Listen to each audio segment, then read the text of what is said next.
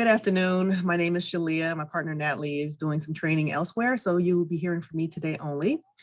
So first I want to talk about what Military Veteran Peer Network offers the community. We do one-on-one peer support, which is kind of like a battle buddy type program, because sometimes you can't talk to your significant others or your family about what you're going through. So you can contact us and you either talk to myself or Natalie or one of our volunteers. We do peer support groups. Our current peer support groups are Pathfinders, which is for service members or veterans. The Other Side, which is for significant others or spouses of veteran service members. Yarnaholics, and Haven, which is Harassment, Assault, Violence Ends Now. It's a group for sexual assault, sexual harassment survivors. And we also provide community resources. Instead of you wandering all over El Paso trying to figure out where you can go to get assistance, you can contact us and we can help you out.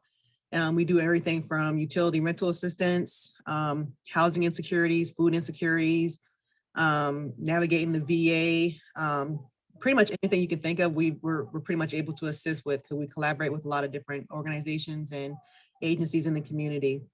We also provide training. We do suicide awareness and prevention training. We do CALM, which is counseling on access to lethal means. It's putting that time and distance between the method of suicide and the person that is at suicidal risk. We do ASK, which is ask about suicide to save a life. Getting comfortable asking that question. Are you thinking about killing yourself?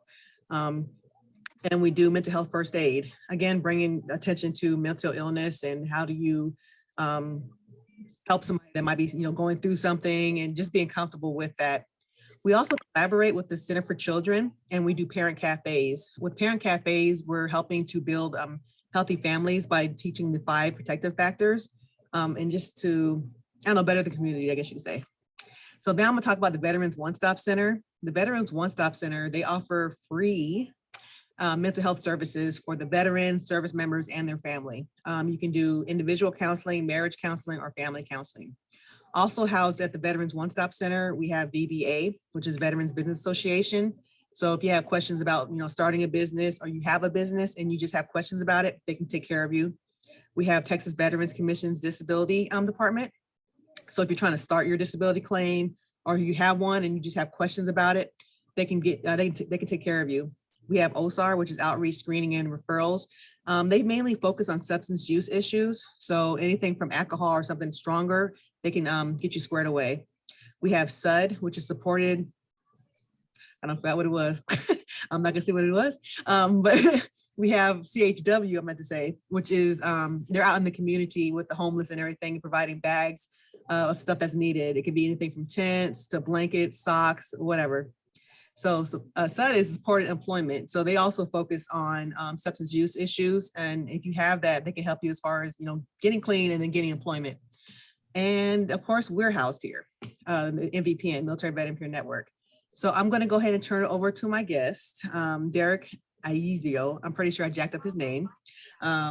Awesome volunteer, and he has his own nonprofit. So I'm gonna go ahead and let him talk about it. Thank you for joining me. Thank you for joining me today, Derrick.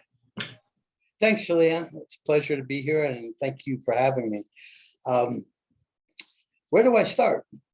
Catch22 Peer Support is a peer support group. I am a state certified peer support specialist, mental health. I started Catch22 Peer Support back in 2018 to address the suicide crisis that we're facing in the military and the veteran community. But prior to starting that, I was part of the Military Veteran Peer Network back in Houston and received a lot of training. They trained me to be a mentor in the Veterans Treatment Court. And when I came to El Paso, I just brought that with me and volunteered at MVPN here with Shelia. It's a great program there. As a peer support specialist on Catch22, I focus mainly on suicide issues and veteran advocacy. So I do outreach out in the community, just trying to reach those people that need a little help. And part of what I do is bring them to MVPN when it's necessary because of the great resources they have there. I run the streets, I work from home, run the streets, finding people that need help, homeless or whatever, and just try to connect them with resources. So pretty much that's what I do in a nutshell. I do volunteer with MVPN when they need me. I was part of the Pathfinders group. I stepped back to allow time for some other projects that I have going on. So what questions do you have? So, I mean, you didn't talk about it, but I do want to bring attention to it. You do have a homeless program here that you're doing, right? That's pretty much starting to take off. You can talk about that just a little bit, please. Sure, yeah. I partnered up with an organization called Operation Texas Strong. They're out of Weatherford, Texas. They are family members of veterans. Neither one, Bobby or Peggy, are veterans themselves, but their parents served and family members served. Peggy's father was a Vietnam veteran, and I believe on his deathbed, Peggy and Bobby promised him that they would do whatever they can to help veterans. So one day in Weatherford, they came in contact with a homeless person, found out he was a veteran, and they asked the question, why did someone who served our country wind up homeless on the streets? And then they tried to figure out what to do. They came across somebody that had an old RV trailer that they weren't using. So they put that person in that trailer, and that person's no longer homeless. They started that at the beginning of 2021. And up until this date, they have given 93 trailers to homeless veterans. Okay. We have 2 trailers down here in El Paso, one on the east side and one actually in Anthony, Texas. There's a veteran out there who has the West Texas Veterans Transitional Living Organization. You can find him on Facebook. He's got 10 acres out there that he's developing that he wants to put either tiny homes or trailers on. So we brought one trailer down to him, and he's in the process of making that ready for a veteran in need. And the other place on the east side is also owned by a veteran. And we're in the process of, since it's in the city and the county, there's a lot of negotiating and doing the proper things to bring the property up to code. So it's a slow process right now, but we do have a trailer there that we're getting ready for a homeless veteran.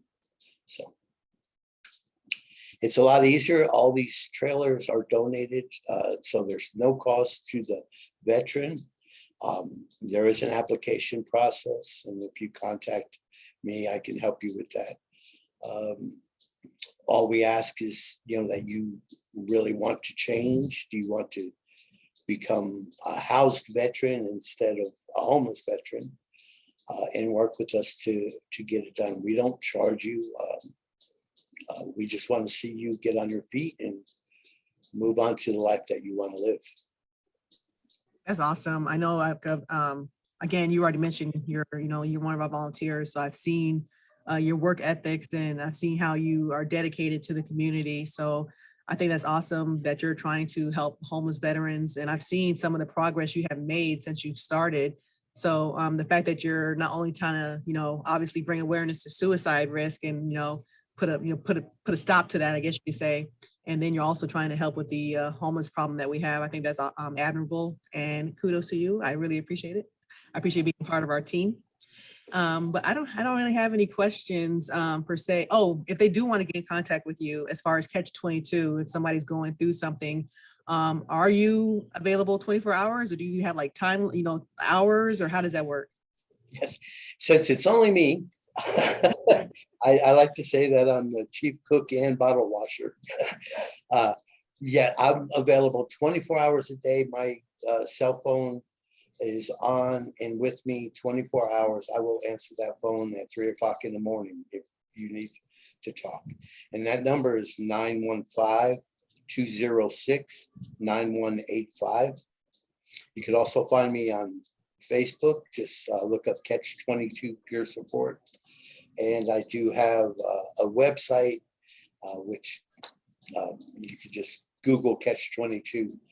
But mostly it's through the phone or texting. So. Awesome. I don't think I have any other questions. I think you pretty much covered everything. So, but no, thank you for being a guest on our weekly SITREP. We greatly appreciate it. I know you stay busy, but yeah, thank you for taking time out for that. Sure. And whoever's listening to this, go to the One Stop on Diana. Great people, great work. Okay. Appreciate that. Sure. All right. Thanks, Take care. Shelia. Take care. You too.